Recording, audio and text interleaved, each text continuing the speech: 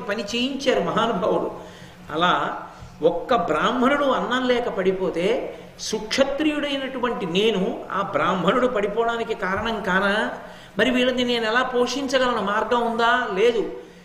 ఇది ధర్మరాజు గారికి రాజ్యమంతా పోయినప్పుడు స్పృహ తప్పిపోలేదు. తన భార్యకి అవమానం జరుగుతుంటే ఆయన స్పృహ తప్పిపోలేదు.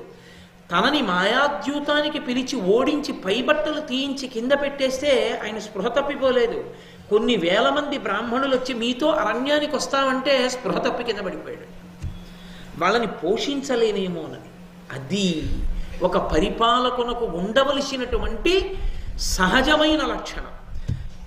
తనని నమ్మిన వాళ్ళని ఎవరిని తాను ప్రధానంగా పోషించవలసిన అవసరం ఉందో వాళ్ళని పోషించలేమోనని అంత ఆర్తి ఉన్నవాడు, పోషించలేనేమోనని. స్పృహ తప్పిపోతే ఆయనకి తెలివి వచ్చిన తరువాత శౌనకుడు అనేటటువంటి